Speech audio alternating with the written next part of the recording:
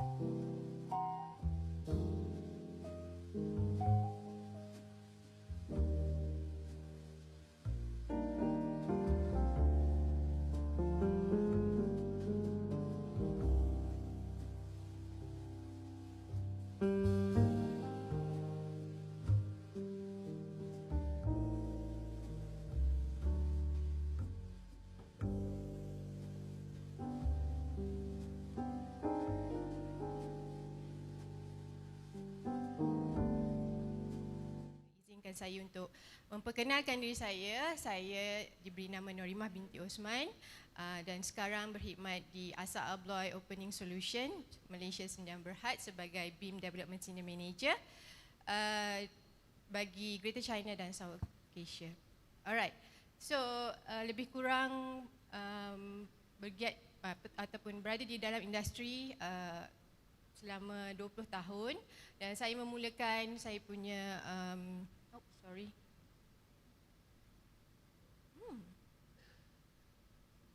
sebentar. Okey. Saya memulakan kerjaya saya sebagai seorang arkitek di dua buah firma arkitek bermula pada tahun 2001 sehingga 2010.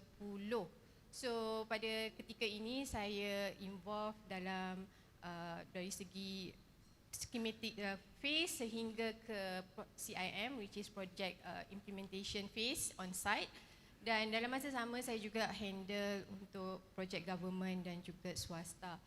So 10 tahun lebih kurang dengan firma arkitek sebagai projek arkitek. Saya memilih untuk bersama Sunway Construction. So di situ adalah titik mula saya bermula dengan BIM ini, BIM Information Modeling. So seperti yang tuan-tuan dan puan-puan yang pernah tahu ataupun Sunway Construction adalah salah satu contractor company yang memulakan BIM pada tahun 2010 dan saya adalah antara pioneer team di mana masa tu 2 tahun kami di HQ untuk study how Revit can accommodate what is the deliverable from the contractors. I mean, apa yang perlu dikeluarkan daripada BIM model tersebut untuk kegunaan kontraktor. So saya akan sharekan lebih lanjut berkenaan dengan bagaimana saya implement BIM implementation on site selepas ni, dan kemudian selepas complete satu projek di Sunway, saya beralih kepada BIM Global Venture, which is sebuah syarikat BIM consultant under HHS Engineers. Di situ saya berkhidmat sebagai BIM manager dan kami menawarkan BIM services kepada kontraktor dan juga konsultan yang masih baru dalam BIM. 2 tahun bersama BIM Global Ventures, kemudian saya beralih arah kepada Gamudalan, which is kalau semua tahu, Gamudalan adalah developer, property developer. So di situ role saya lebih kepada MOU, which is to ensure that the implementation of BIM and all the related in terms of legal are being covered during early stage. Dan dalam masa sama saya juga adalah link bersama IBS Gamuda. Alright. So pandemic come 2020, 2021, saya antara yang terkesan di mana di situ saya kehilangan pekerjaan, dan pada waktu tu pada saya adalah titik mula di mana saya sendiri keluar untuk memberi khidmat sebagai freelancer BIM. So kebanyakan klien saya pada masa itu adalah arkitek dan juga kontraktor. Alright, so rezeki pada tahun 2021, tahun lepas, saya bersama ASSA ABLOY sekarang sebagai BIM Development Senior Manager, dan antara tugas yang saya perlu lakukan di situ adalah make sure to ensure that the BIM development from the perspective of supplier.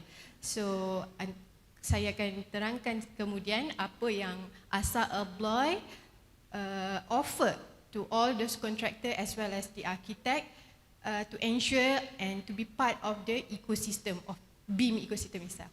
Alright. So next. Alright. This is the tajuk. Okay. So goes back to 2013, di mana saya ditugaskan menjadi ketua ataupun BIM manager untuk projek hotel, salah sebuah hotel yang located at Sunway, which is Bandar Sunway. So this development is inclusive of 27 story of hotel. Di bawah ni kita punya podium dan juga ada 5 tingkat podium, dan bawah ni ada mall which is linked next to the Sunway Pyramid, is the existing Sunway Pyramid. So in order to connect with the existing Sunway Pyramid, kita ada link bridge. So this project is actually totally in BIM. So pada tahun 2013 tersebut, saya antara yang diarahkan untuk ke site dan make sure that to implement BIM on site tanpa goes back to 2D. Maksudnya apa-apa yang dibuat di dalam BIM, di dalam Revit, perlu dilahirkan untuk kegunaan site. So apa yang penting di sini adalah first thing first, apa yang saya lakukan pada waktu itu, seperti mana apa yang company arahkan, kita mengajak konsultan untuk sama-sama venture into BIM, because pada masa tu tak ramai BIM consultant, which is architect consultant, contract structure consultant yang involved in BIM. So seperti yang saya explain tadi, Sunway telah embark to BIM 2010. So kita dah ada standard kita. So first thing first, identify the BIM objective. So apa yang saya nak tekankan kat sini, capability pada masa itu, BIM team saya hanya capable untuk takat 3D clash analysis sahaja, belum lagi 4D, 5D. Tapi saya direzekikan dengan seorang planner, which is dia boleh buat Synchro, which is the software itself, which is linked to Revit. So that is the first R&D project that deliver for the virtual for 4D lah. So during site during site meeting, so every monthly kan. So the planner present the progress of site compared to the actual progress ataupun MIP versus on site. So kita tahu kat situ sama ada kita delay ataupun ahead. So that is where bagaimana BIM model daripada Revit itu diadaptasi kepada sinkro dan kemudian keluarkan boleh kita boleh tahulah sama ada projek tu delay ataupun ahead. So as secondly, the standard. So as I mentioned that Sunway dah come up with the R&D and then we have our own standard pada masa itu, dan saya minta konsultan yang involved dan minat untuk sama-sama teroka BIM ni, kami perlukan mereka untuk model cara kontraktor model. So cara kontraktor model, that is how we can less our time lah. Contohnya the standardization is actually based on the sequencing on site. So katakan kalau kita sebuah binaan tu, apa yang penting adalah koordinasi structure dulu, because structure jalan dulu kan. So apa yang penting kat sini adalah vertical element dan juga horizontal element. So dalam masa yang sama, saya juga berkomunikasi dengan saya punya BIM manager, BIM project manager, bersama dengan project manager untuk mengetahui apa direction dia. So that is the first thing that I spoke to. So this is the overall structure. So yang atas sekali tu adalah supporting daripada top management ataupun daripada HQ level pada masa itu, dan BIM di sini yang purple ni adalah tim saya on site. So kalau ada kontraktor yang embark to BIM journey, saya sangat-sangat suggest that the BIM team should be seated on site, not daripada HQ. So but on HQ level, they are monitoring our progress. Whatever design change or design recalculation, they will come and advise us so that the model will be reflect with the latest design. So this is the overall organisation. Yang perlu saya tekankan kat sini adalah bagaimana kami berhubung dengan QA/QC, dengan operation, dengan ESH, sebab informasi daripada BIM model tu adalah datang daripada mereka. Okay? So towards the end, alright. Okay, the first thing first, masa tu saya identify apa yang tertulis dalam kontrak. So sekarang dah 2022, coming soon 2023. If you guys have BIM project, the first thing that you have to do is to check your BIM requirement for that for your project. Sebab di situ perlunya komunikasi antara top management dan juga project manager untuk mengetahui apa deliverable kita yang perlu kita keluarkan daripada model tu. Dan juga jangan lupa kita kena make sure that benda tu kita punya capability in terms of software, hardware, people ada. Okay? Kalau tak, the whole project will be this one, disrupted lah. So secondly is identify and understand project manager's requirement and expectation on the overall construction. So this is where I said just now, kita perlu komunikasi antara project manager dan juga technical team ataupun VDC team. So we call that masa tu adalah virtual design construction and technical design. So the third one is to discuss and agree on the BIM objective, just now yang I share tadi, dan juga methodology. So this methodology is the gist of the full successful implementation on BIM dekat site. Last but not least is communication line and process flow across the project team. So macam saya sebut tadi, antara kita dan juga surveyor, for example, kita dah build the building, okay, kita dah keluarkan shop drawing, kita keluarkan dah concrete plan. So on site, macam mana pula drawing kita tu being delivered to site, okay? Adakah drawing dekat site tu receive the latest drawing? So that is what I call it a process flow. Okay? Alright, so this is my team masa tu. Okay, under architecture ada ID sebab kita buat hotel. So ada dalam architecture dan ID saya ada lebih kurang dalam seorang koordinator dan juga 2 orang modeler. Structure juga sama, seorang structure dan 2 koordinator. Mechanical lebih sebab dia ada electrical, mechanical, plumbing. So saya lebih kurang saya ada 3 orang koordinator masa tu dan juga 4 orang modeler.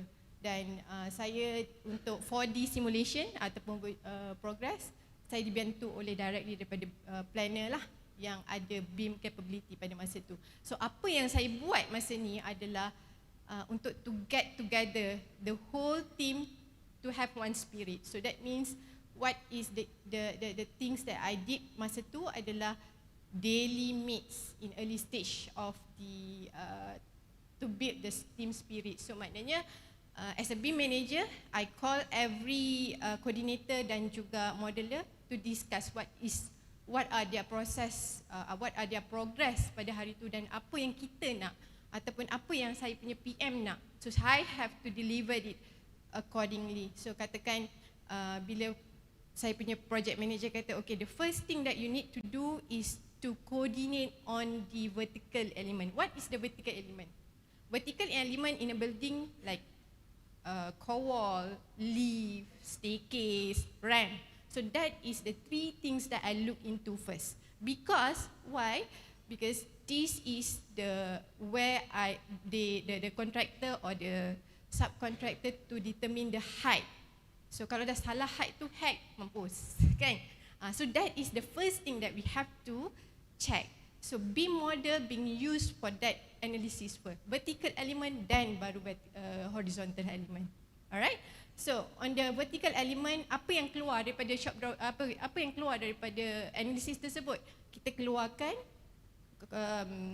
core wall shop drawing. So apa informasi yang perlu ada dalam core wall?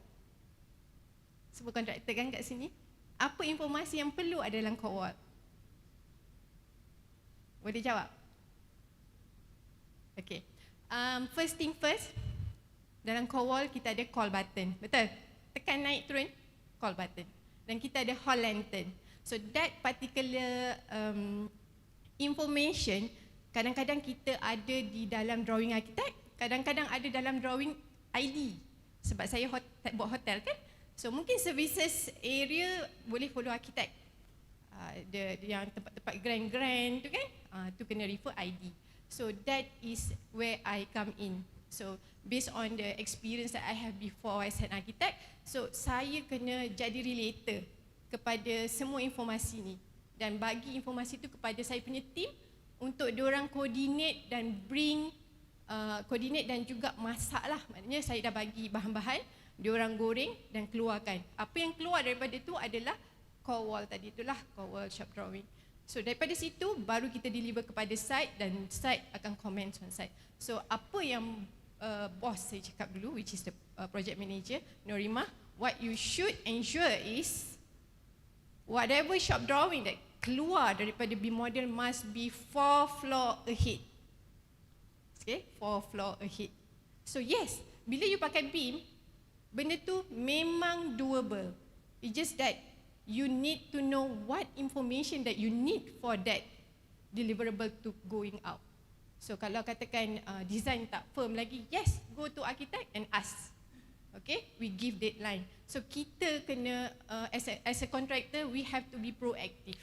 We have to be proactive because kita tak ada masa. Sebab site nak jalan laju.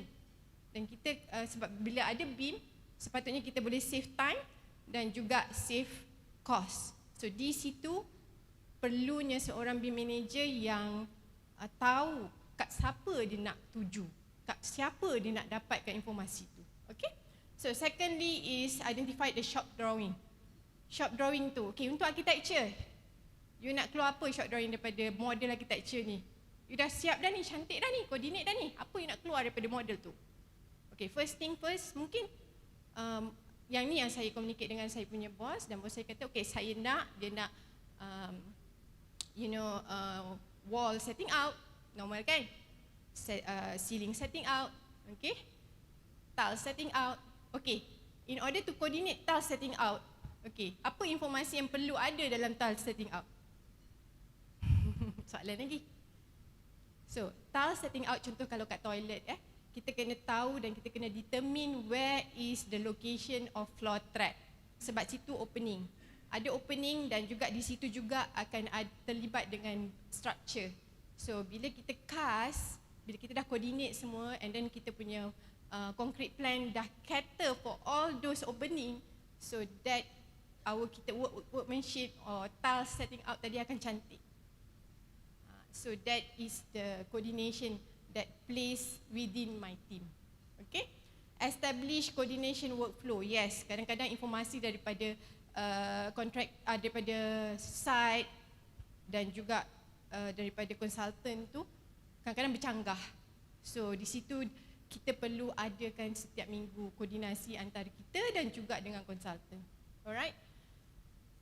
Actively participate in VDC meeting fortnightly with consultant. This is a must. Jangan bila konsultan dah bagi drawing kita senyap. So we have to communicate. Because bila kita buat clash detection and kita find out some things that not right, we have to let them know because that will be affect your cost dan juga time. Okay, because of the design change that maybe you need to do. Okay, RFI workflow. So bila kita dah keluar daripada BIM, so macam mana kita nak dokumentkan benda tu supaya it's being recorded. So masa tu 2013 kan, saya buat manual je. Everything patch dalam format PowerPoint dan kita send out to consultant, then they address it accordingly. Kadang-kadang RFI tu I compile je. I compile during the VDC meeting tu, kita akan pop up dekat slide, tunjukkan, okay, this is the RFI that still not being closed. So masa tu kita discuss dan terus kita akan tunjuk model kita kat mana dan get the solution over it. Joint inspection is a must. Bila buat BIM, duduklah ceruk kat tepi tu, no.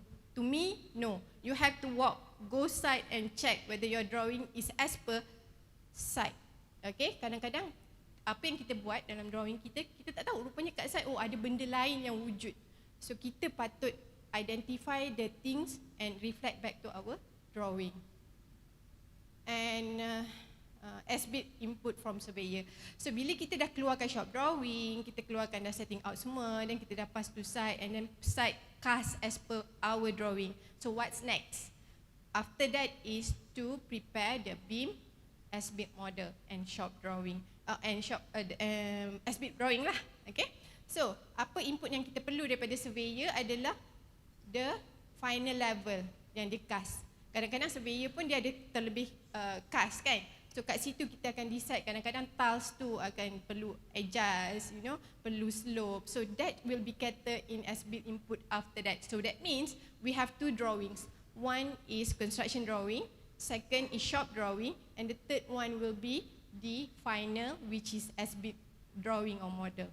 So must be reflect into it. Alright. Boleh katakan projek tu bukanlah projek yang ideal pada saya. So saya perlu melakukan beberapa transformasi juga di situ, di mana semua konsultan pada masa itu belum lagi ready untuk full swing on 3D. So mereka masih lagi bersama 2D drawing dan tender drawing masih dalam 2D lagi. So kami beri masa, as a contractor, kami beri masa untuk mereka update model mereka kepada 3D model dan run the clash detection and whatnot, then export back to the 2D and pass to us. But this exercise took so long, and then kita sebagai kontraktor kita nak run kat site kan, cepat. So in order for me to cater for my PM's request, dia kata, okay Norimah, you have to have a cut off date. So where we decided to have one day where all the 2D or whatever BIM model yang diorang buat siap ke tak siap ke, bagi je kat kita. Then the whole team yang macam team I tadi akan continue untuk coordinate, collaborate, coordination, design change, whatever, and then we will produce all the shop drawing. So that means that the transition between consultant dan juga contractor tu memang makan masa. Kadang-kadang consultant pun lambat. So kita tak boleh nak salahkan mereka, mungkin capability mereka tak sama level dengan kita. Yang tu yang kita kena put a stand where we have to stop and start. Alright. Okay, this is rasanya ramai orang dah tahu dah roda impian kita ni kan dalam BIM ni. So where we are in the construction. So apa yang perlu dalam construction adalah model dan input fabrication whatever it is. So that means this is where we keluarkan all the shop drawings, setting out drawing whatever. So the first thing first must be the internal workflow. Sebab kita ada banyak trade kan dekat dalam sebuah construction, architect, structure, MEP, ID, dan setiap trade ni ada different requirement, different deliverable dan juga macam-macam cerita lah. So that is where I coordinate with my coordinator. So you jaga tu, you jaga tu, you jaga tu. And then if there is an issue, let me know and we try to solve it together. Secondly, okay, this is the workflow yang zaman I itulah 2013 kan. So ke kiri, ke kanan, ke depan, ke belakang, janji, objektif sampai. Okay. So this is the modification that you really need to do.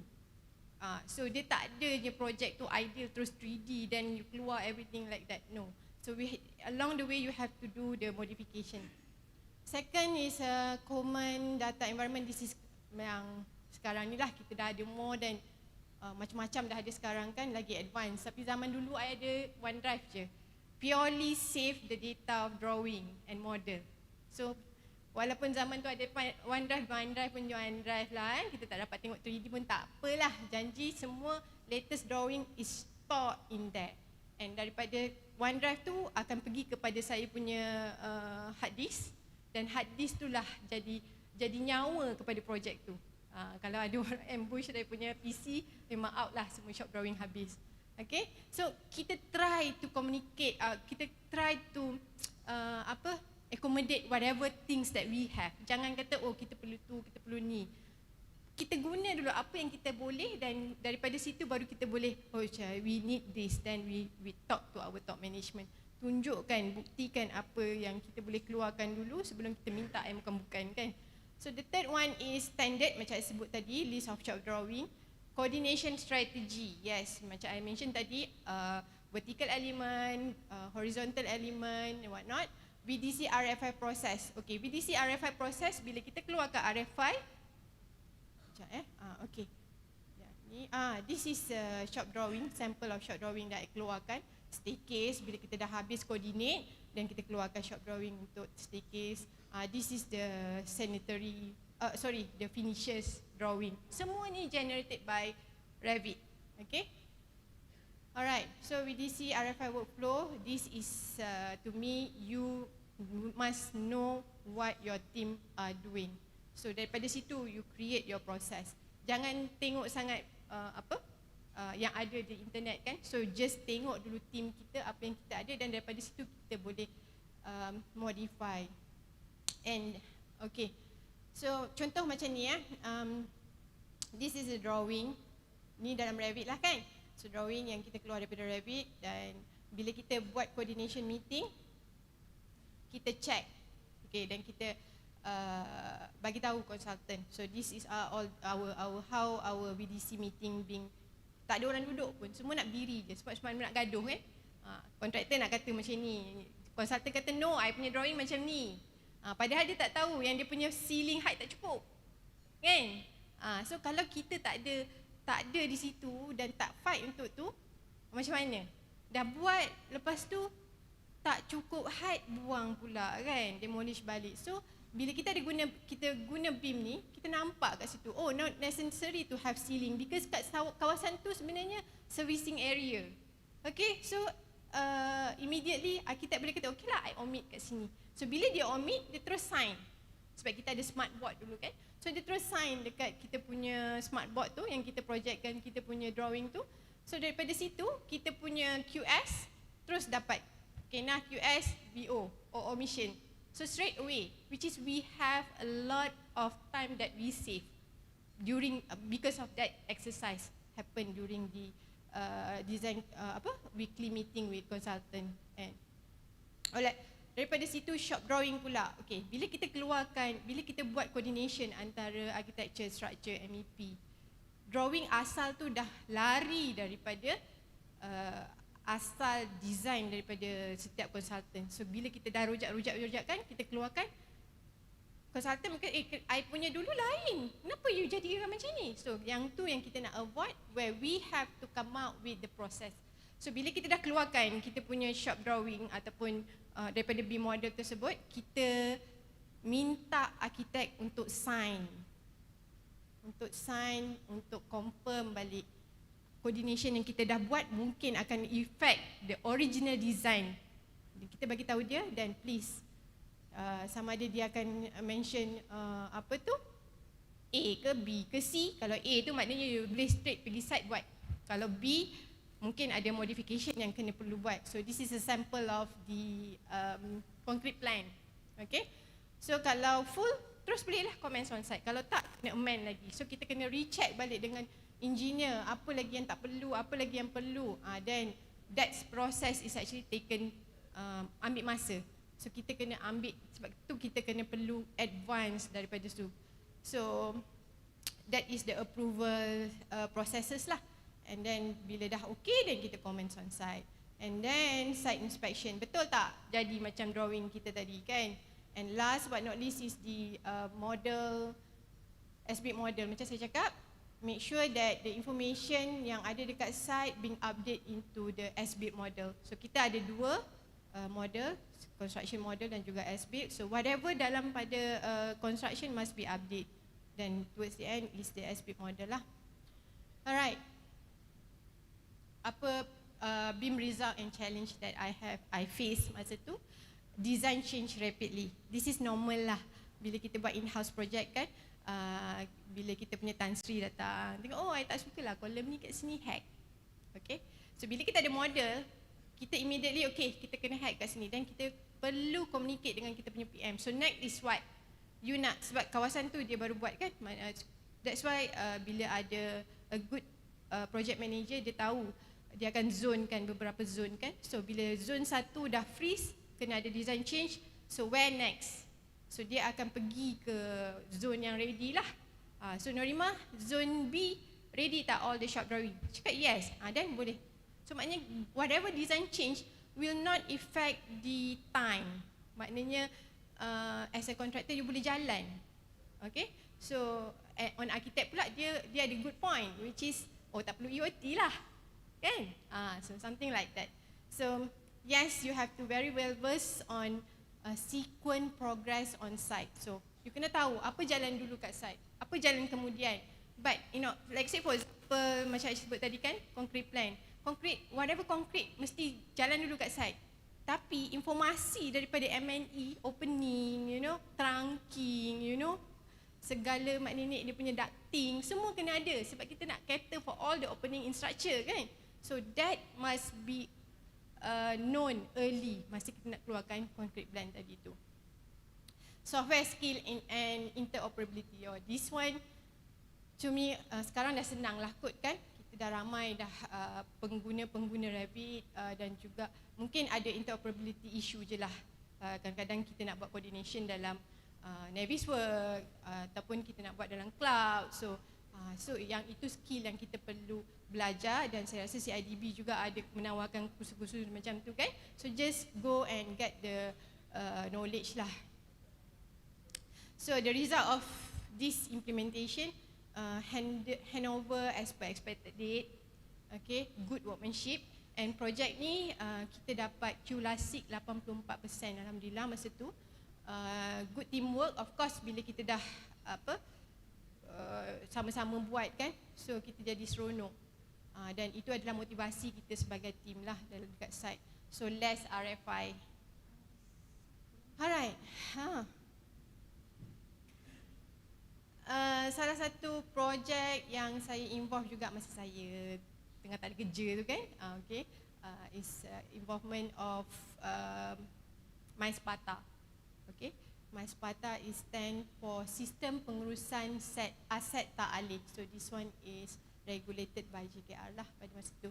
So bila kita dah ada design model, dah cantik-cantik, dah elok-elok all the data and all those information daripada what you call supplier being documented dalam kita punya construction model tu. So kita nak keluarkan whatever information daripada kita punya BIM model tu tak ada issue. That's where the best thing is BIM people on site. Kalau kita kata yes you buat BIM tapi HQ yang buat, you tak update as per site, I don't think projek tu akan sukses. Dan pada masa sama juga you must have information daripada supplier you untuk you fill in all this lah. Alright, so goes back to ASSA ABLOY. What we are as ASSA ABLOY offered you in the BIM ecosystem. So we have our proprietary tools called Opening Studio for specification and facility management. So what we call facility management is the information daripada model tadi tu dah ada, dah boleh balik kepada you all punya model. So yeah. Opening Studio, the one software tool where architects, suppliers, contractors, and facilities can design, build, and maintain openings for their entire life cycle. Create or select a door from your own customized firm library of openings. Modifications can be easily made to doors, frames, and hardware to meet project-specific standards. Opening Studio streamlines communication in the specification, estimating, ordering, and delivery process, making sharing of information effortless. During construction, submittals can be reviewed, material tracked for ordering and delivery, and RFIs or change directives logged and managed. Opening Studio is a powerful tool to have on the worksite. From coordination of work across trades to installation and punch-out of the finished opening. Installers have peace of mind knowing that cut sheets and installation guides are one click away. Whether with new construction or at existing openings, facilities have one point of reference to readily inspect, record, maintain, and service their doors, hardware, and access control systems.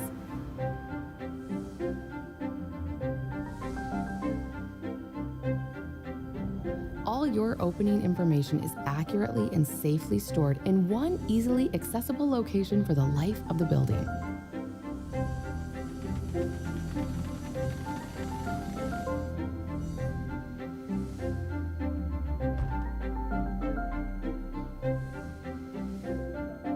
Download or speak to an Opening Studio consultant today. Brought to you by ASSA ABLOY, the global leader in door opening solutions. So kalau ada yang berminat untuk lebih tahu tentang Opening Studio, boleh kontak saya dan juga klik saya kat belakang sana, Zain dan juga Fahmi lepas ni. So this is how Opening Studio help architects. Alright. Sorry. Tak jalan. Skip lah ya arkitek tu. Contractor. Especially when it comes to designing new buildings and managing existing ones. Buildings are complex and contain many types of equipment and assets. This includes door openings.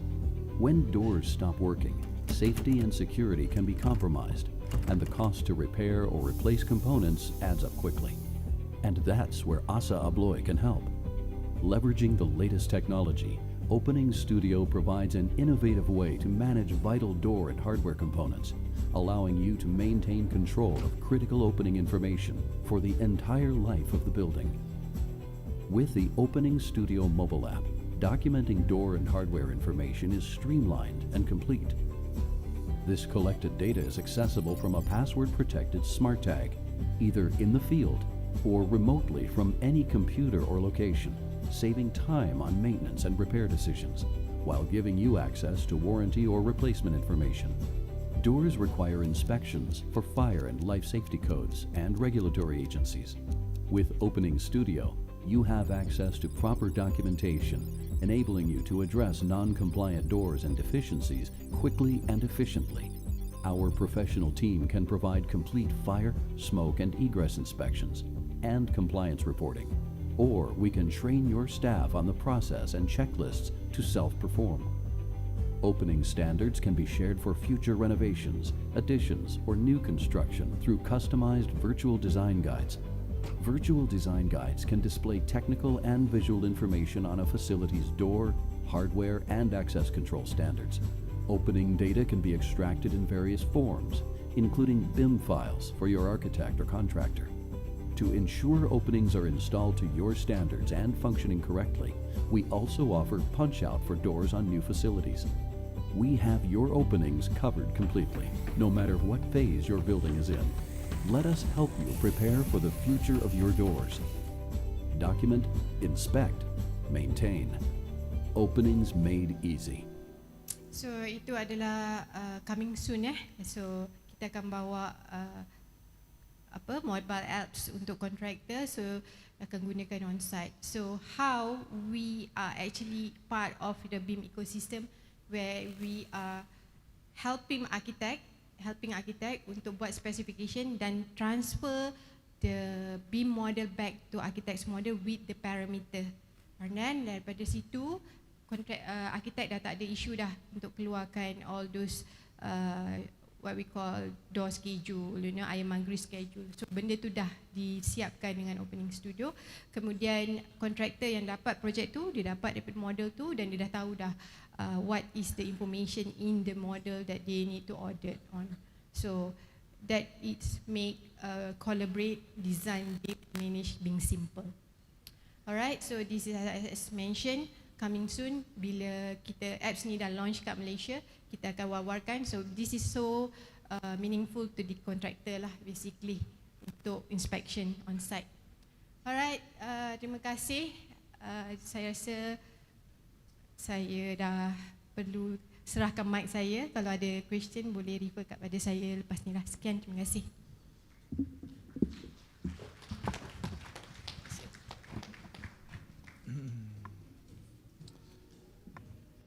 Majlis mengucapkan ribuan terima kasih kepada Puan Norimah Othman di atas pembentangan beliau tu tadi. Semoga ianya menjadikan usaha berterusan dalam industri pembinaan kita. Sidang hadirin yang dihormati sekalian, seterusnya majlis diteruskan lagi dengan menjemput Puan Rozita Ibrahim, Pengarah Malaysia Investment Development Authority atau MIDA, bagi menyampaikan pembentangan beliau yang bertajuk Penyediaan Insentif ke Arah Memacu Tahap Industri Pembinaan 4.O. Majlis dengan segala hormatnya mempersilakan.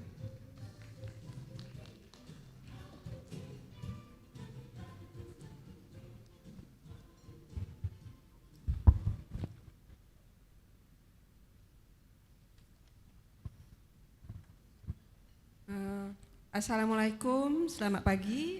Saya Rozita Ibrahim, mewakili bahagian Building Technology and Lifestyle Division ataupun Teknologi Bangunan dan Gaya Hidup. Ke depan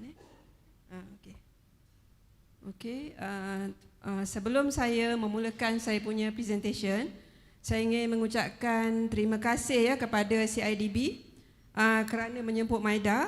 Kami memang bekerjasama rapat dengan CIDB, terutamanya untuk pembangunan industri IBS di Malaysia. Saya dipahamkan daripada pengalaman MIDA sendiri, walaupun saya faham majlis ni banyak dihadiri oleh kontraktor, tapi berdasarkan maklumat daripada CIDB dan juga berdasarkan maklumat MIDA juga, ramai actuallynya company yang bermula dengan sebagai kontraktor, tapi mereka juga akan menjadi manufacturer ataupun menjadi pengilang dengan mengeluarkan komponen-komponen untuk IBS. Contohnya beams, wall, ataupun IBS sendiri. So jadi tujuan objektif saya di sini adalah untuk memperkenalkan MIDA dan memperkenalkan juga facilitation yang ditawarkan oleh MIDA. Tapi spesifik kepada IBS sebab MIDA ni coverage dia banyak. So jadi diharapkan selepas pembentangan ni mungkin saya akan bagi 15 minit untuk kita bersoal jawab ya. Okey. Ini konten kita lah hari ni. So MIDA ni sebenarnya adalah satu organisasi yang sangat lama. Kami ditubuhkan pada tahun 1957. Ini adalah kami adalah di bawah Kementerian Perdagangan Antarabangsa dan Industri. Okey, fokus utama kami adalah ataupun antara yang terpenting adalah untuk mempromot investment sama ada daripada pelabur-pelabur tempatan ataupun pelabur-pelabur luar negeri. Evaluation adalah bahagian yang sangat penting bagi division kami dan bagi MIDA juga. Evaluation ni adalah manufacturing license. Tapi bila kita cakap pasal MIDA, kita serve both ya, industri dan juga services. Tapi kalau untuk building teknologi ni, dia luas. Simen pun bawah building teknologi. Gelas pun bawah building teknologi, IBS pun bawah building teknologi. Jadi kita fokus kepada evaluation dulu. Dia ada lesen perilang, tax insentif, grant. Grant pun bawah MIDA juga. And then kita yang paling penting juga, kita assist company end to end. Maksudnya daripada company register dengan MIDA sampai company implement projek mereka. Jadi yang ni kita kata kenapa kita boleh buat end-to-end service, sebab kita ada berfunction sebagai one-stop center. Kita ada link dengan CIDB sebagai contoh. Kalau ada company IBS contoh, dia kena register dengan CIDB juga. Tapi dia ada MIDA license. Kita ada dengan Tourism Malaysia, dengan Kementerian Keuangan, Immigration. Some of the government department ni dia memang ada office kat MIDA. For example, Immigration, Royal Custom, ini je lah Tenaga Nasional. Dia memang ada, and Labour Department. Dia memang ada office yang permanent dekat MIDA. Tapi kalau yang contohnya macam Suruhanjaya Tenaga, dia ada office di MIDA, tapi kita ada contact person yang khas untuk isu-isu berkaitan dengan MIDA. Okey, ini sikit pengenalan pasal division kami. Division kami ni dia pelik sikit. Dia building teknologi, dia bergabung pula dengan lifestyle. Lifestyle ni kita tahulah fashion, kasut, jewellery. So saya pun ada dua head lah, dua kepala. Sebab berbeza kan. Building teknologi ni glass, contohnya memang company yang besar-besar lah macam Zingyi, Kibing, tu di bawah kami. Simen, simen kontraktor mesti tahu kan, YTL lah, Malaysia Simen, and then ceramic, tile, and yang last sekali, bukan last tu kat bawah tak penting kita tak susun ikut tu, IBS.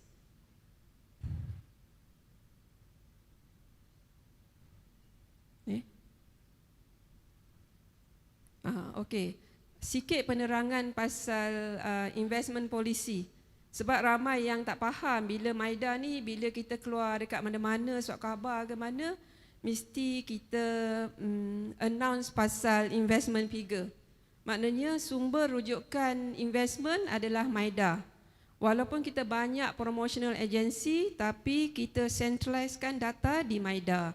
Jadi ramai yang tak faham cakap MIDA ni cuma jaga FDI. Sebenarnya MIDA jaga dua-dua. FDI maknanya pelaburan asing, and DDI adalah pelaburan tempatan.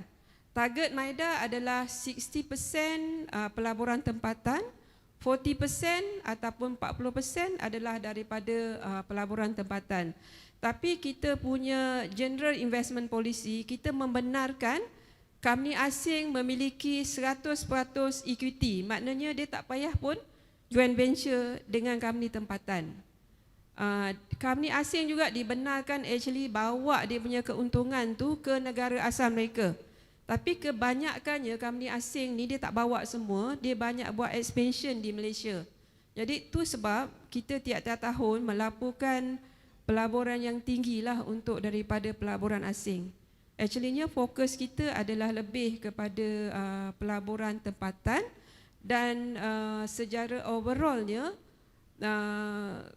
pencapaian pelaburan tempatan pun adalah lebih baik actuallynya daripada segi number berbanding dengan ataupun setara lah kita kata antara keduanya, pelaburan tempatan dan pelaburan luar negara.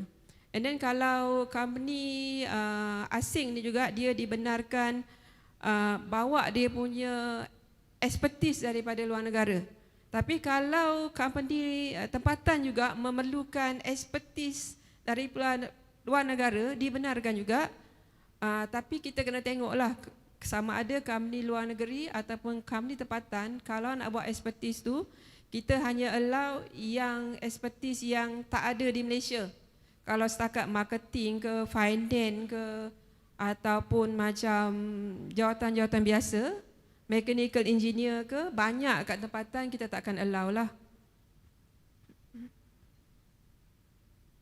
Satu lagi pasal manufacturing license, kalau CIDB dia ada registration dia ada certificate dia, MIDA kita ada manufacturing license. Tapi kalau tengok kat sini requirement dia memang tinggi lah. Untuk dia punya shareholder fund 2.5 million ringgit ataupun pekerja 75 orang. Dia all kat situ ataupun. Tapi sebenarnya kalau saya tak assume pun company kat sini kecil ada besar. So contohnya kalau company yang besar tu dia boleh mencapai requirement kita ni. Kalau company yang kecil, kita akan keluarkan surat yang menyatakan syarikat dikecualikan daripada lesen penghilang. Jadi walaupun syarikat dikecualikan daripada lesen penghilang, tapi dia punya facilitation yang MIDA tawarkan adalah sama. Sama ada dia company yang ada lesen penghilang ataupun tak ada lesen penghilang. Maknanya kalau ada tax insentif ataupun galakkan cukai, kita bagi sama ada company yang ada manufacturing license ataupun company yang tak ada manufacturing license. Sebab kenapa manufacturing license tu diperlukan? Dia macam kita punya orang kata kewargaan negara kita lah. Macam kita punya IC juga. Kalau you dah reach certain age, you kena ada license, you kena ada kad pengenalan IC. Ni sama jugalah, dia macam lesen penghilang. You are below license, maknanya belum perlu license lagi. Tapi kalau dah mencapai figure tu, sama ada shareholder fund ataupun jumlah pekerja 75 orang, kena datang. Tapi ini pada pengeluar lah, bukan pada kontraktor. Pada pengeluar.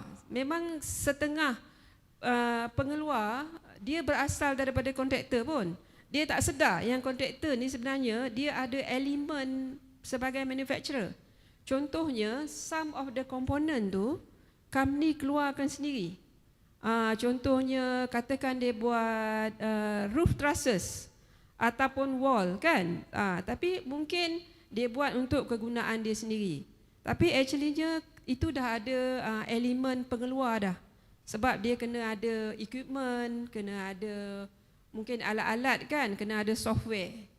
Itu kena register pada MIDA lah. And then lagi pula kalau dia jual komponen tu kepada orang lain pula, dia buat duit lagi kan. Itu memang kita galakkan lah. Mungkin kita ada experience dengan company-company ni sebab dia dah biasa jadi kontraktor kan. Kalau pasal spec, dia dah expert dah. Requirement, bahan mentah yang diperlukan. Jadi tak boleh jadi kontraktor lah. Bukan kata tak boleh kan. Kita galakkan. Company maknanya expand activity daripada kontraktor, stay kontraktor, jadi kontraktor yang lagi besar. Tapi at the same time juga, kalau ada kemampuan ataupun ada expertise, boleh kembangkan, boleh expand untuk menjadi pengeluar pula. Itu kalau dah ready, boleh jumpa MIDA. I think CIDB pun macam itulah. Dia dah banyak actually introducekan MIDA.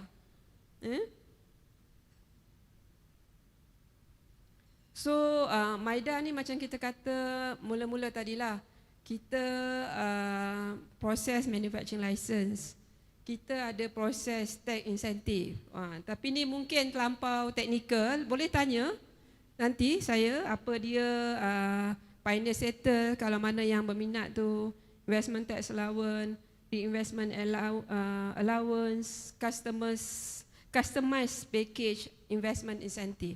So MIDA ni kita tak in charge of manufacturing saja, kita ada juga services macam IT kan, company yang buat apps contohnya, boleh under MIDA juga, ataupun company yang buat misalnya kontraktor kan, dia nak buat ini contoh mungkin contoh saya ni tak kurang apa kan, training institute, dia nak buat training just untuk ajar teknologi construction for example, itu pun sebenarnya bawah MIDA, walaupun training mungkin under kementerian lain, ataupun hotel pun actually bawah MIDA. Ada construction company yang buka hotel.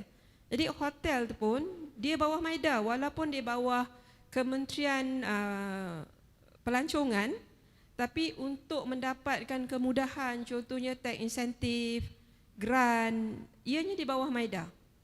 Apa-apa yang tax insentif walaupun bawah mana-mana kementerian, saya bagi contoh international school, dia bawah Kementerian Pendidikan, tapi bila tax insentif dia kena datang pada MIDA, ataupun bila untuk grant dia datang pada MIDA. Sama jugalah, same goes untuk yang kontraktor, kalau ada nak buat komponen apa semua, CIDB mungkin dia offer daripada segi lain, registration, bantuan segi lain, tapi nak dapatkan grant, tax insentif kena datang pada MIDA. Jadi luaslah MIDA ni, kita bekerjasama dengan banyak agensi, banyak kementerian, sebab tax insentif tu kebanyakannya berpusat di MIDA. Jadi saya tak perlulah terangkan pioneer status, pioneer status ni income tax exemption. Jadi macam kita kata, tak payah kalau 100% tu langsung tak payah bayar cukai lah selama 5 ke 10 tahun. Kalau dapat 70% tu partial. Kalau kita punya corporate tax 24%, 70%, kita bayar about 6 to 7% saja company kena bayar. So investment tax allowance ni, kalau lagi banyak company apply dalam equipment, machinery and equipment, so lagi banyaklah pengurangan cukai tu. Jadi kalau kita tengok kat sini, memang susah nak percayalah kan, cukai tu boleh range sampai 25 tahun. Tapi sebenarnya itulah yang adanya. Sebab kalau yang nombor 1, nombor 2 tu, yang kuning tu under MIDA. Kalau reinvestment allowance, company dah habis cukai yang bawah MIDA ni, boleh pula apply cukai dekat income tax. So lama sebenarnya. That's why jangan heranlah company-company ni banyak yang tak bayar cukai sebab dia dapat kemudahan pengecualian cukai. Cuma ada yang tak tahu, jadi dah terlepas. Jadi kita nasihatkan, apa-apa pun MIDA punya konsep ni kena datang apply kepada MIDA sebelum company start operation. Tapi kalau construction tu tak apalah, construction tu bukan, dia bawah CIDB. Katakan company balik nanti kata ada perancangan nak buat produk baru ke, jangan dah start production nanti baru datang pada MIDA, nanti dah tak valid lagi. Kita ada effective date dia. Maksudnya katakan nak dapat pioneer status tu, company tak boleh start production dulu. Jadi that's why sebelum start ada perancangan, jadi tak jadi bincang dengan MIDA dulu supaya kita boleh advise lah. Banyak company yang terlepas sebab dia dah start production baru datang pada MIDA. Jadi macam tu susahlah, kita dah tak boleh tolong sebab kita ada certain date yang kita panggil dia punya effective date of the incentive lah. Dia panggil ini sebagai salah satu syarat nanti bila datang kepada MIDA adalah tak boleh start production. Tak boleh start production dulu baru nak mohon kepada MIDA. Ini yang kalau saya bercakap pun ini adalah bidang expertise CIDB lah. Jadi bila kita nak cakap ni, definition saya tak payah masuk lah. Mungkin tuan-puan lagi terror daripada saya ni. Saya tahu sikit-sikit je. Mungkin kalau saya tahu 20%, tuan-puan 140%. So jadi yang kita nak tahu ni berkaitan dengan ini pun saya akan skip. Ini saya faham benda ni, tapi saya rasa tuan-puan lagi faham daripada saya. So jadi kita nak cerita pasal current policy, apa insentif yang ada. Ini salah satunya yang paling penting, I think memang kita menggalakkan penggunaan IBS. Ya, jadi kita cerita pasal insentif IBS. Dia banyak komponen yang kita tengok kat sini, ada 5 basic komponen. Tapi kalau nak dapat tax insentif dengan MIDA, kena keluarkan sekurang-kurangnya 3. Jadi kita banyak deal dengan company IBS. Dia memang boleh keluarkan 5 sebenarnya, tak ada masalah pun. Ataupun boleh keluarkan lebih daripada 3 lah. So insentif dia berbentuk investment capital allowance. Investment capital allowance ni bukan maknanya terus income tax exemption macam tak payah bayar cukai. Sebenarnya dia bergantung kepada investment company dalam capex. Contohnya company beli machinery and equipment. Jadi apa-apa perbelanjaan sepanjang 5 tahun tu adalah merupakan allowance kepada company. Jadi nanti dia akan offset daripada statutory income. Contohnya company beli mesin tahun pertama 100,000. Jadi kita tengok tahun tu berapa statutory income. Katakan statutory income dia 200,000. Dia offset.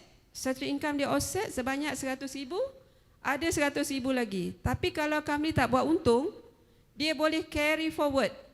Dia carry forward, dia bawa ke depan sampai habis.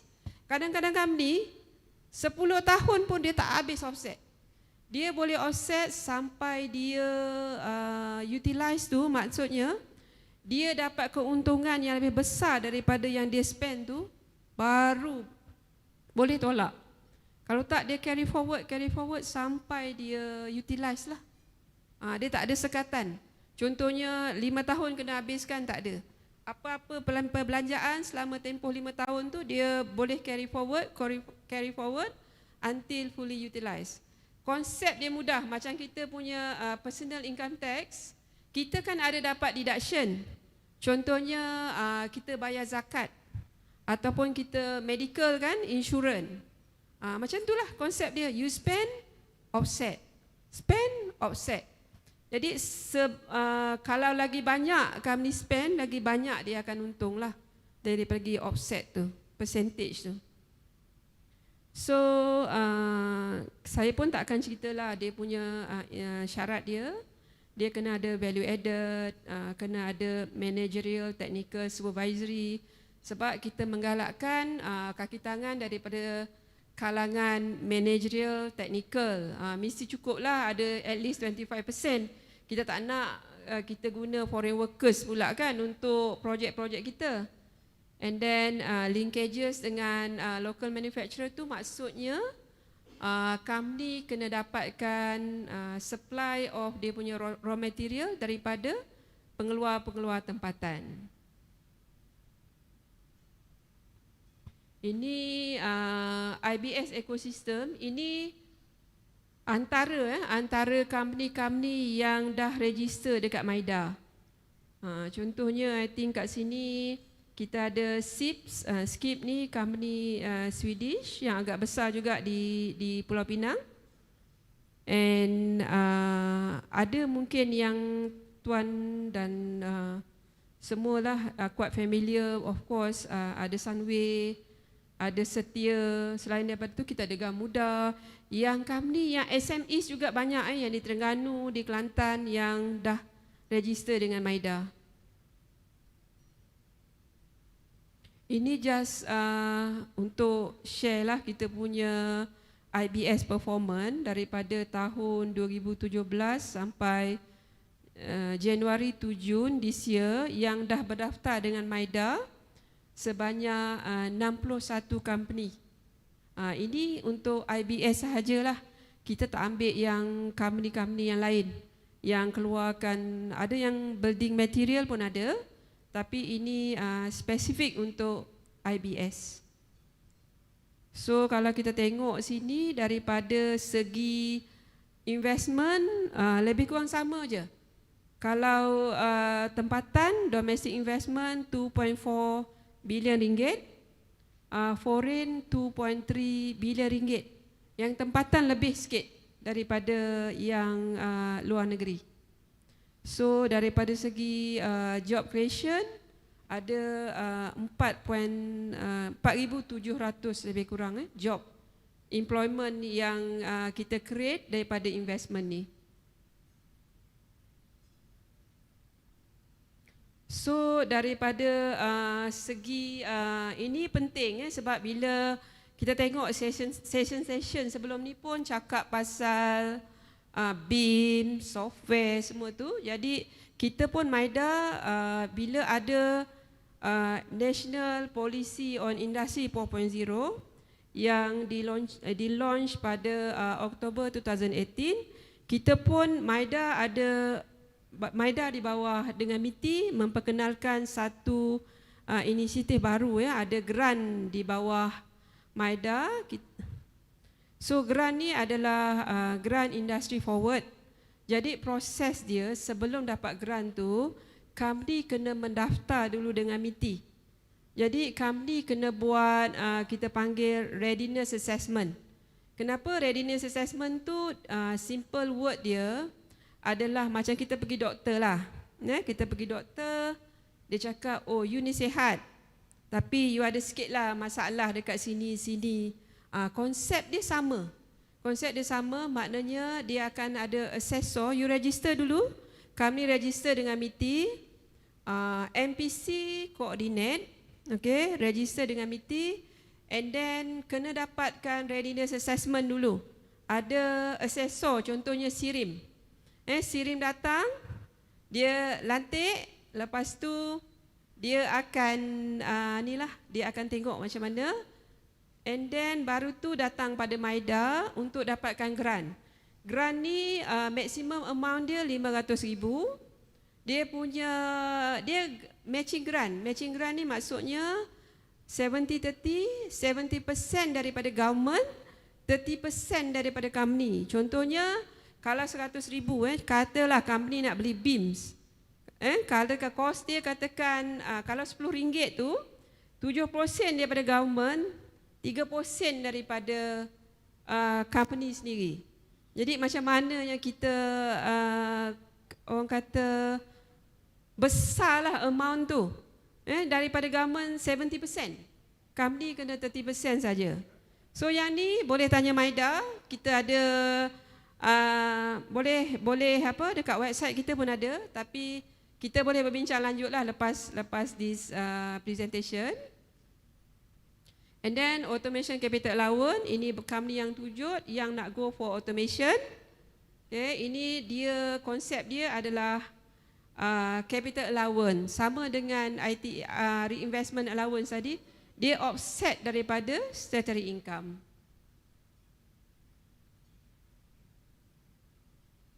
So jadi banyak juga mungkin baru bagi tuan dan puan mungkin ada soalan. Jadi saya buka peluanglah untuk sebarang soalan yang tuan puan tak faham ke, nak tahu lebih lanjut lagi. Oh ada.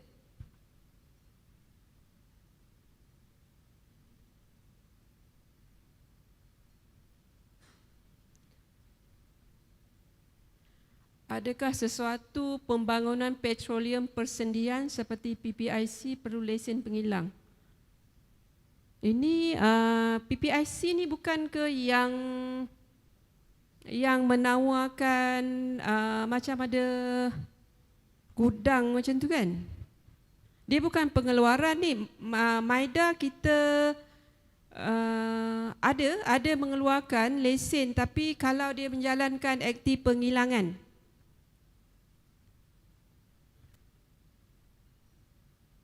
Ini soalan siapa ni? Daripada syarikat mana? Ya, ada tak ada nama? Tapi macam inilah, sebab kita ada actually-nya anything, bukan saya nak tepis soalan ni. Anything yang berkaitan dengan petroleum, kita ada satu division, chemical division. Saya akan simpan soalan ni untuk mereka, tapi kalau boleh share juga kontak lah. Daripada company mana? Cik Azman ya? Cik Azman macam inilah, nanti kena tinggalkan kontak you. I akan paskan di question ni kepada bahagian chemical MIDA ya. Kita ada bahagian lain yang handle petroleum. So ada soalan lain lagi? Mungkin peserta dalam dewan ada soalan?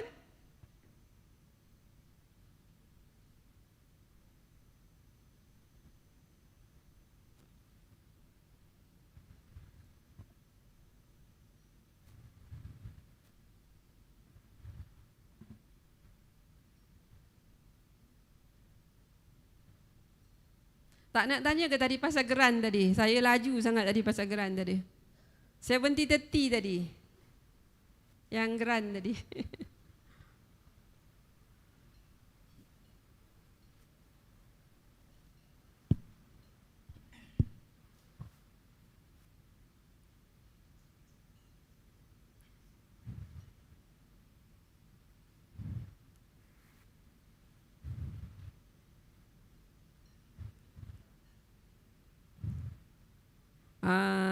Tak ada soalan lagi So, since tak ada soalan lagi, saya mengucapkan terima kasih kepada tuan-puan di Dewan dan online juga. Ya, kalau ada sebarang soalan, saya Rozita dan klik saya Encik Syarul, boleh tanyalah. Ya, kemudian kita boleh jumpa juga, buat appointment di MIDA, office kami di KL Central.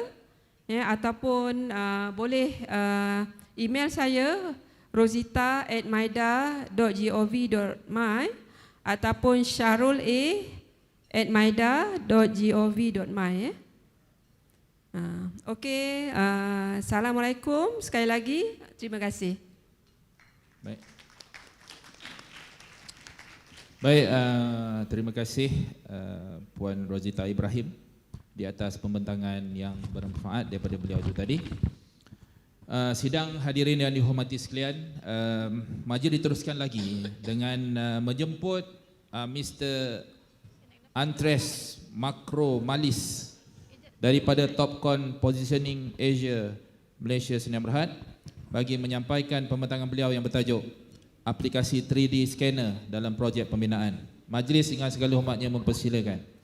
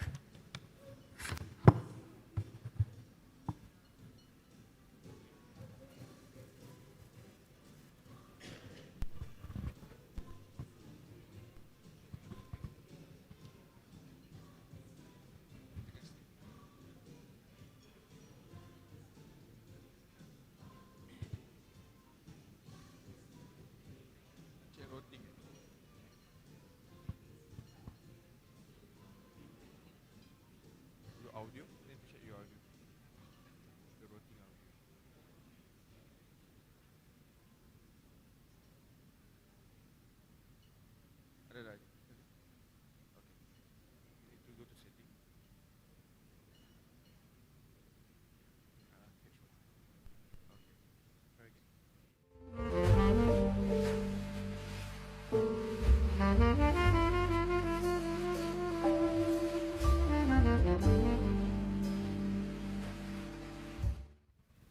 everyone. And dear CIDB, it's been a pleasure being in one of the seminars again, and I hope that everyone enjoys today's session, and we hope to see you to be here again participating. So, in a previous session, we discussed what we do with data when we scan in construction, otherwise scan to BIM. How we can use that for example, construction verification, for BIM. Now, we will see what we can do after we create our BIM, we have our design, and we need to lay out those points. We're going to see a digital method for doing that in contrast to the manual or traditional methods that it's still being used in construction to this day. Maybe you have seen this, a similar graph before. The construction industry has a decreasing, or it became stagnant when it comes to productivity. And it's a big question as why. Why construction has become stagnant in productivity while other industries, they became more advanced than us. In addition, when we exchange data, because in construction we do exchange data, we have many professionals working in the construction industry. And whenever we exchange data, instead of following the green path, which is the desired execution of our project and for our data communication process, every time we have a bit of a gap in the process. And every time that we try to exchange data, there is a delay in the execution of the project, and that leads to many things that we will see in a couple of seconds. So, one of the biggest issues that we have in construction is too many sources of information. If we're still using the traditional methods of paper drawings, for example, or layout methods, we have too many sources of information and too many drawings. So, many of you have probably faced this. Whenever we have an update or whenever a mistake has done, we need to reprint those drawings every single time, and then you have a site, a construction site, that's filled with paper drawings. It's only a matter of time before someone grabs the wrong drawing, an outdated drawing, and starts going laid out. What happens then? Well, we have a problem. Sometimes it can be a small problem, sometimes it can be a big problem, and sometimes it can be an expensive problem.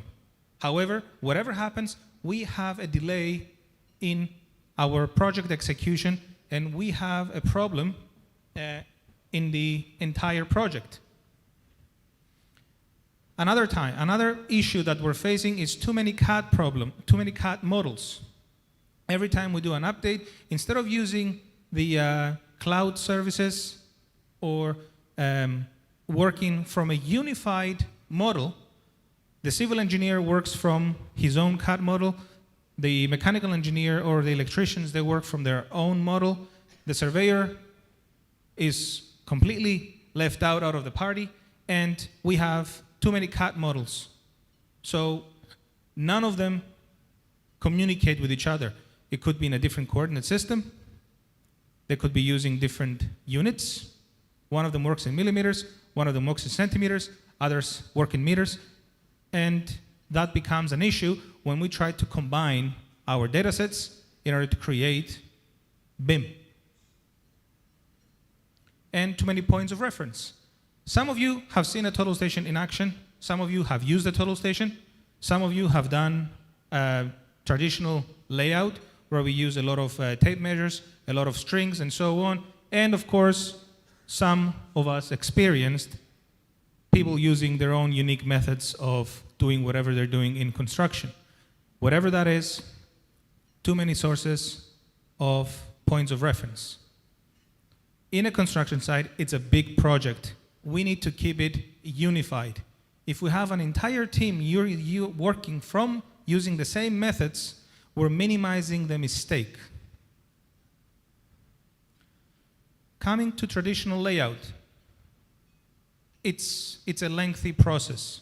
We have evolved. So I'm imposing you with a question: why do we use technology? Why do we invest so much in technology? What are the benefits of that? Because if we didn't have technology, we wouldn't have the high-rise buildings that we have in Malaysia to enjoy every time we go to Kuala Lumpur. We wouldn't have the tunnels that we have, the high-speed trains. So why do we use technology, and what are the benefits? This is something that I hope that we will have a good answer by the end of this presentation. A method of traditional layout: we have batter boards, we have plumb bobs, conventional ways. Are they accurate? Well, if your plans are accurate, yes, of course they are. But they require a lot of manpower and they take a lot of time. And as we all know, time is of the essence in a construction site, and as they say, where I come from, time is money. Imagine that you have complex structures like this. It's all good when we have just a square to lay out. We can manage that with conventional methods, plumb bobs and strings. What happens when we have piles or pile caps? We need accuracy and we need repeatability. Another example: things that they're not on the ground, they're on walls, they're elevated. Or we have complex structures like this. So,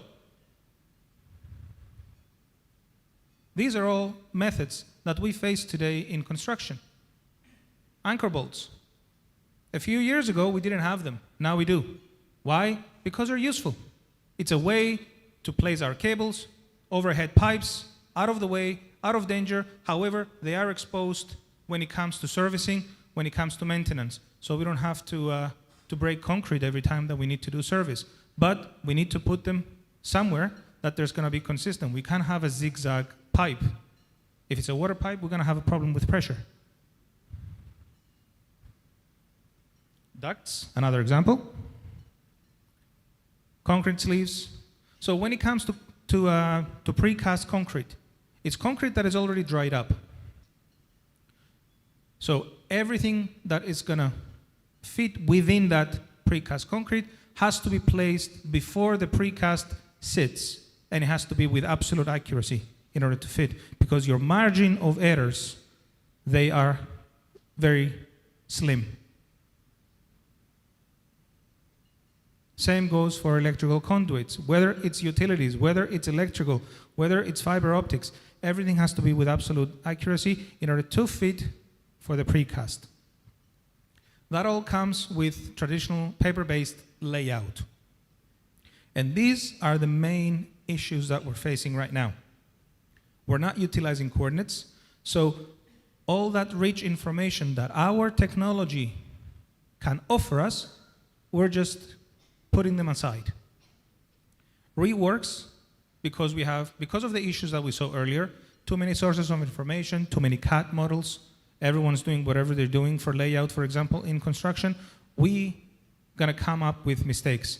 These mistakes, they lead to reworks and increase of cost, because you need more man hours and more manpower to fix the mistakes that already happened. And because you have the reworks and increase in cost, you have a lower productivity. You have unnecessary human errors and delays in the project with sufficient few labors by using manual procedures. And because you have lower productivity, your reputation goes down. It's unequivocal. And thus you have a low QA and QC and QA/QC errors.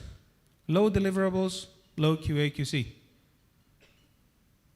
Now, we use AutoCAD.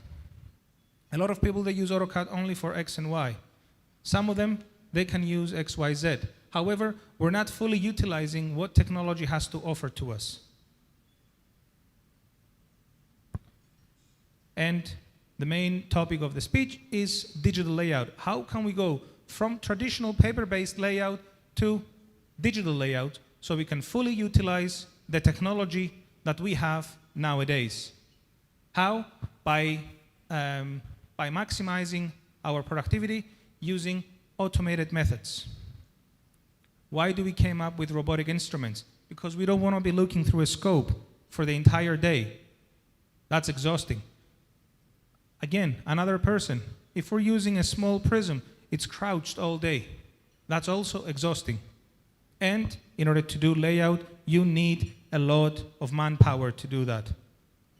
Using the latest technology that we have, for example, the layout navigator, a robotic instrument, controllers that can handle your design data and your 3D design data can help you in the field to minimize manpower and to increase your productivity. So you can do the job faster with less people required. Another example that I have to show you is Point Manager.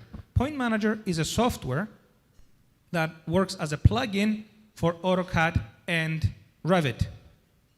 And let's go have a descriptive video about it. Replace your time-consuming, labor-intensive tape measure layout procedures with Topcon's seamless layout workflow.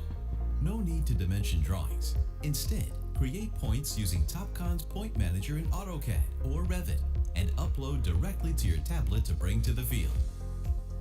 Lay out 5 times faster than traditional methods using Topcon Robotic Total Station.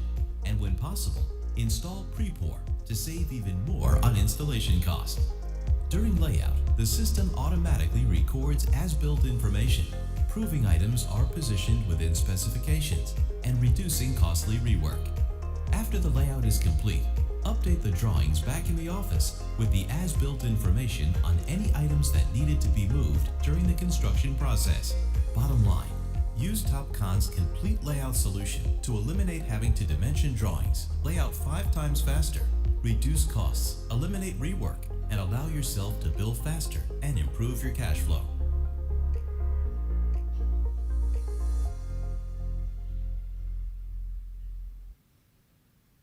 So something else that we can bring in by using the latest technology that we have for layout and for stakeout in our construction is accountability. We're not only saying that we did our job within specs and accurately, but we have proof for that, and we can show it. Point Manager, as I mentioned, is a plugin for Revit and AutoCAD, and it offers an automated approach to create high volume points. Imagine that you have a big construction project, you have a tower, you have a mall, and you need to create your layout points for the day for many, many crews that you have available on the construction site. You have to create those points. If you're gonna do it normally, you're gonna have to click for every single point that you want to lay out. Whereas using softwares like this one, you can automatically create those points and you can be done within minutes. You can add any coordinate system to suit your project, and you can import your field measurements after you finish your stakeout. You can import what has been done for the day before you even leave the site, so you can check that everything has been according to spec, and you can create proof. You have an accuracy report that you can then export and send it to the office, basically, for evaluation and to prove that we've done our job correctly. Now, how do we send our data? Yes, we can use USBs. Yes, we can use emails. However, there's an easier method to do that. We can use cloud-based solutions. Our magnet software, whether we're using magnet construction or magnet field, which are softwares that we use in the field using our instruments, they're fully accessible and have a seamless connection through Magnet Enterprise, which Magnet Enterprise is a cloud-based solution for easy upload and download of data for our survey operations, whether they are in the field or on the 150th floor of a construction project. Now, for vertical construction and 3D design data layout, this is the methodology that we would like to present to you today. We have our design data in Revit and AutoCAD. We create our high volumes of layout points for the day, for the month, for the week, whatever, however you work. You can use it however suits your company, however suits your working style. And then through Enterprise, we can share that on a daily basis or on a weekly basis with our crews, and then use the instruments that we've seen earlier, upload not only the points, but also the background drawing. Now, the background drawing that we will export, it can be viewed as a 3D structure as well, because it is 3D information. Since it is a 3D information, we can view it through a 3D viewer, so we can have a better context as to what it is that we've put on the floor. What points have we marked? Have we marked the correct points? Have we marked the associated points but one floor higher, and so on? We can verify that not only numerically, but also visually. And after that, through Magnet Enterprise, we can send the points back, and we can create our QA and QC reports. If anything is out of context, it'll be highlighted by Point Manager, and you will have a full accountability and full whatever time you have available to you, you're going to have it to the max, so you can have a response even before you leave the field. You know that 3 points, for example, are out of tolerance. So before you even take down your equipment, you can go back and you can restake them. And that's what it looks like, a one-man crew. You have your person there with your Prism and your tablet. The tablet, it's like a normal tablet nowadays, where you can have an i5 processor in the field with you. And it can have your large volume CAD drawing as a background information, so you're not missing out anything. And then you have your layout navigator, where it can be either a layout navigator, a robotic instrument, and so on. We talked about Point Manager. Let's go see how it works. We will see an automated method right now on how to create points for the basement. This is a very small data set. However, you're going to see that we can create multiple categories of points within less than 30 minutes. For this kind of operation that we're doing right now, it's 142 points. Imagine that you have to click 142 points minimum in order to create a simple basement data set. Here we can see that we have full functionality and full access as to how big we want our point numbers to be, where do we want our point details to be on the left, on the right, bottom, top, and so on.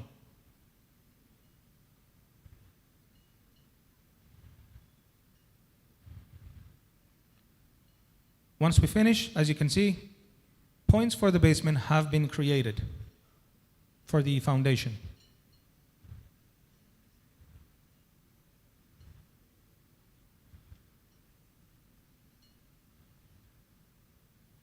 Now we can move on to more complex structures. Now we have a pillar. For the pillar, we don't only, maybe you want the outer line, maybe you want the inside phase of the pillar, or maybe you need both. If you need both, the minimum points that you would need, if it's a square pillar, it's 4 points. What if it's more? What if it's an L shape, for example? With this, all you need to do is mark it once, and then from there, the software will take it, and it'll repeat that process for every single pillar you have in your drawing. It's fully customizable. It works by code and by layers, So if you have a good categorized CAD software, there's nothing that you cannot do for your layout operations.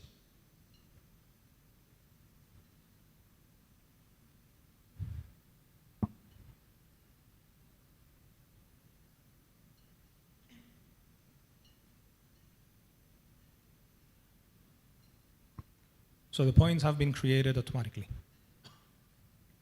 Now, we can export our point list and our background drawing. Why do we export as a background drawing? Background drawing, it's going to be like an image, but we're still having full functionality of it. It's just it won't be using that much of a space, and then we have our point list as you can see on your screens. And we have the different categories that I mentioned earlier, plus a few more. We have foundation, columns, bolts, roofs. So the points doesn't have to be on the floor. It can be on the roof. It can be on the ceiling, and so on. We can export that into our point list, and as soon as we have that, we can then shoot them into Magnet Enterprise. As soon as the files have been created, we log in. This is what Magnet Enterprise looks like. We can create our project files, and then we can import in there everything.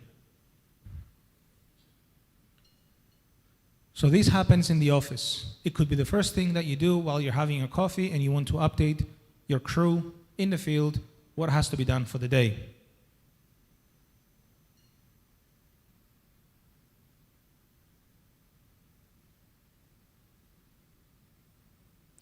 As soon as they're successfully uploaded, then you can notify your team, and then your team will take it from there.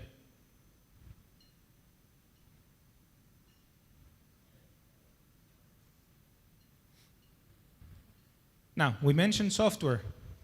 What do we use afterwards? After we finish creating the points, what do we use to control our robotic instruments? What do we use to lay out our points? One of the options is Magnet Construct. It's a field software that can accept 3D design data, basically, your point list, your CAD drawings, and it offers a few more functionalities as well.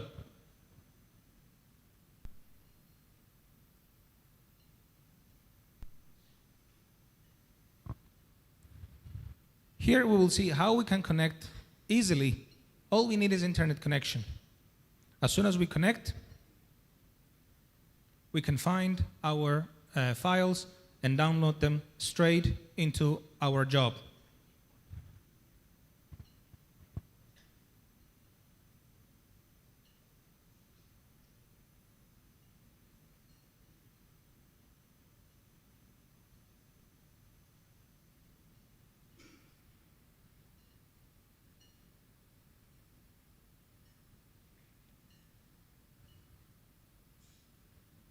So as you can see, we're uploading two types. As I mentioned, Topcon Point Manager will create a point list and your background drawing information.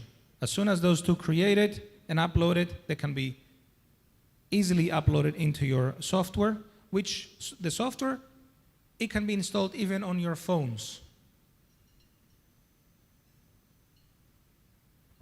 And this is what it looks like.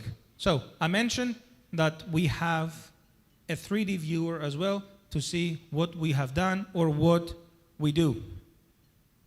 So it'll put a bit of a context visually, which is easier for us and for our brains to understand, rather than just watching a report or a bunch of numbers.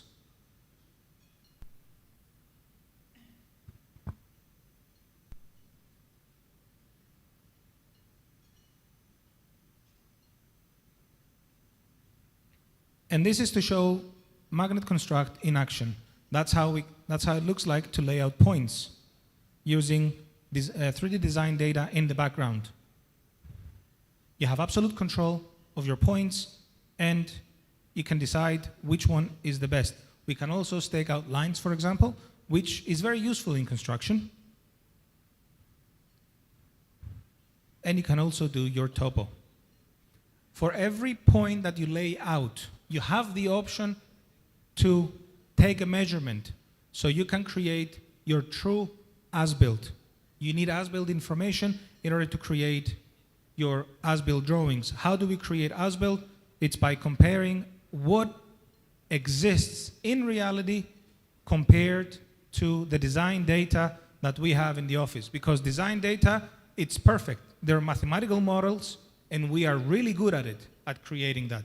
We have so many professions that we worked so hard in education as well, so we can create design models very easy using the mathematical approaches from the software that we have. However, true as-built requires actual data from the site, and if we're going to have a true as-built and accurate as-built, we need good data.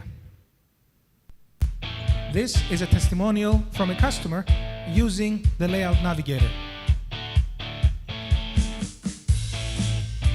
I've been doing this work for probably 27 years now, and concrete's in my blood, I always told people, you know.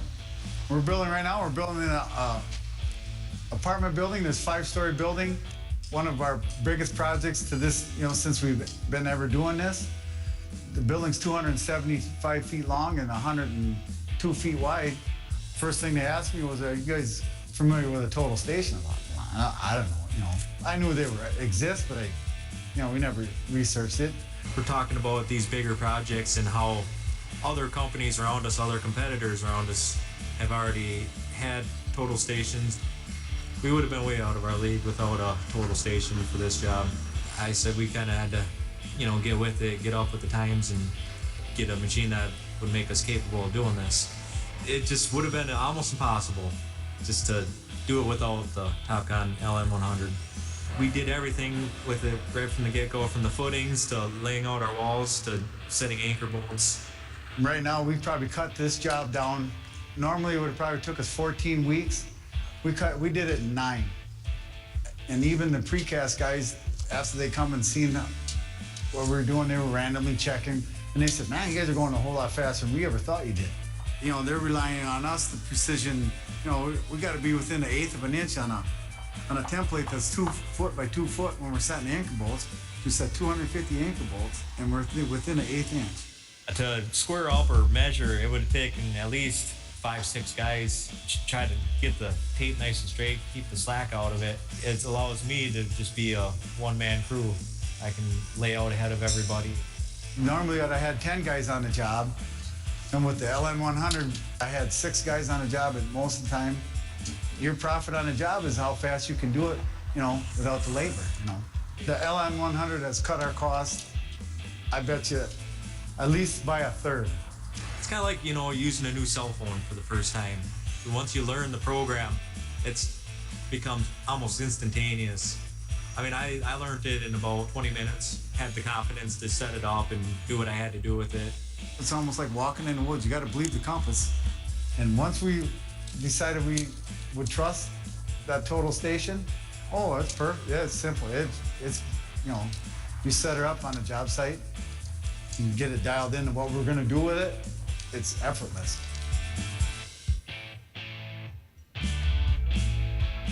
So a construction company that went from completely traditional methods of laying out, using for the first time the LN100.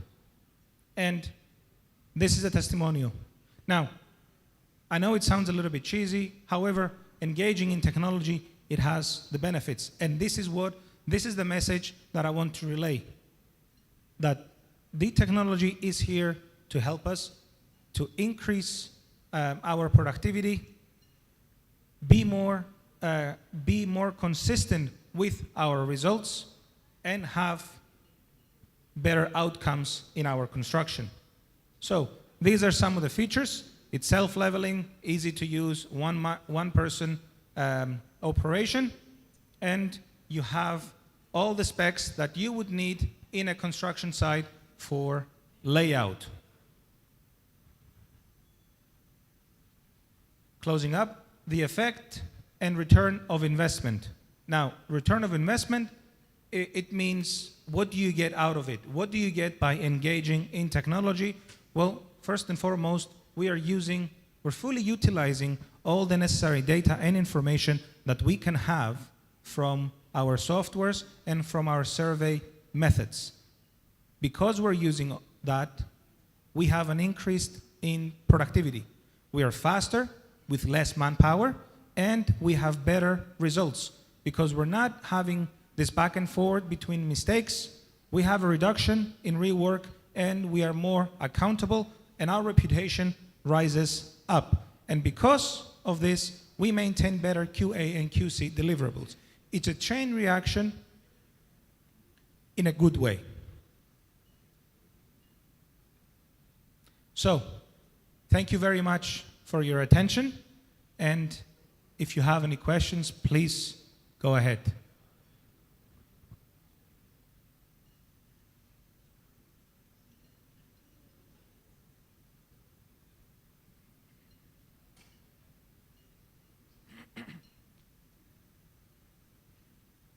Yes, please. Hello. Okay, my name is Vivi, so I'm a developer. So I act as a project management consultant between the contractors and also the consultants. So we can see that some of the mistakes that we made on-site is that a lot of inaccuracy in the setting up. Sometimes the measurement is out of the points, and maybe the contractors have a lack of skills, or maybe their surveying tools are not so accurate. So what I'm saying is, this kind of fields, we have a lot of legends. Conventional approach, they're using the tapes and like manual lasers. So the Topcon, I saw they use like advanced tools. So do Topcon provide a training or any seminars if they sold their equipment to this kind of group of people, legends? Do you think their acceptance in this advanced technology can be accepted? Especially in Malaysia, we have a lot of these legend groups instead of the youngsters, the new group of people categories. So what do you think? Thank you. Well, I'm actually glad you asked that question. Working of our comfort zone, it's a habit that we have as humans, all of us. However, the change is needed from time to time, especially now in the construction market. And yes, to answer your question directly, we do offer support, we do offer training, and Topcon is very famous for that. It's one of our trademarks, a very good after-sale support, and we have our regional office for Southeast Asia in KL. Selangor, in Shah Alam. So anytime, you can either visit us or get in touch with us. I'm a specialist for mass data solutions, for 3D mass data solutions. I am part of an international team. My headquarters is in Japan, the headquarters of Topcon, and my team is spread out all over the territory to cover the area that Japan has from the Topcon Japan side. I am here for the Southeast Asia market. So most likely you will be dealing with me and the support guys from Topcon Malaysia, which I can guarantee you can get all the answers you need. We do offer training, we can offer you demonstrations, and you can see the instrument yourself. You can even take that for a spin yourself. So you can use that and get the experience. So you're not going to take whatever I tell you and say, okay, I believe you. You can actually use the instrument. That's how easy it is. And you can actually see the experience yourself.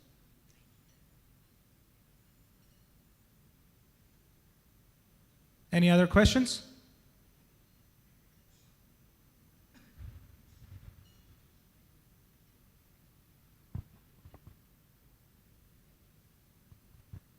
Thank you for your attention then.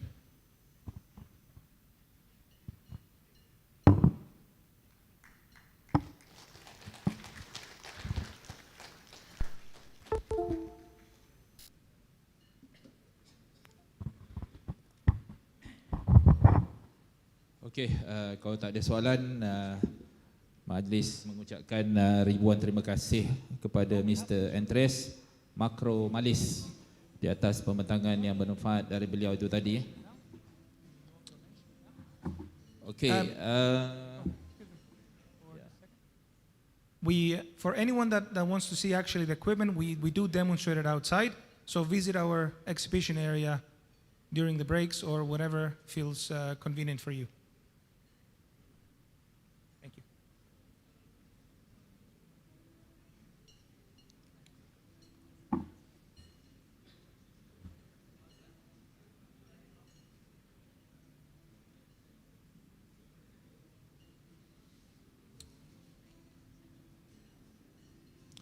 Okey, saya lagi majlis mengucapkan ribuan terima kasih kepada Mr. Antreas Makromallis di atas pembentangan yang bermanfaat dari beliau itu tadi. Okey, hadirin dan hadirat yang dimuliakan, seminar akan berhenti rehat seketika bagi memberi laluan untuk peserta-peserta untuk kita makan tengah hari dan solat Zuhur. Untuk pengetahuan tuan-tuan dan puan-puan, lokasi surau adalah di sebelah lift di sana, di sebelah betul-betul lift tu. Dan makan tengah hari disediakan di HARBOUR Cafe, dan sesi seterusnya kita akan bermula pada jam 2 petang. Dan semua peserta diminta bersedia di dalam dewan 5 minit sebelum sesi diteruskan. Okey. Suka dinyatakan di sini semasa tuan-puan nanti masuk ke dalam dewan pada pukul 2 petang nanti, tuan-puan dikehendaki untuk menandatangani kehadiran secara fizikal sekali lagi. Jadi maknanya 2 kalilah di meja urus setia di belakang dewan ini. Tuan-tuan masa nak masuk nanti minta sign lagi sekali lah. Okey tuan-tuan, di hadapan tuan-tuan ada QR code, tuan-tuan boleh scan, dan tuan-tuan boleh follow Facebook page untuk mendapatkan makluman terkini tentang rakaman video, foto-foto seminar kita pada hari inilah. Manalah tahu ada wajah tuan-tuan kan, bolehlah buat frame nanti. Okey, jadi itu saja untuk kali ini. Jadi selepas ini bolehlah untuk kita bersurai, dan saya sudahi dengan wabillahi taufik wal hidayah. Wassalamualaikum warahmatullahi taala wabarakatuh.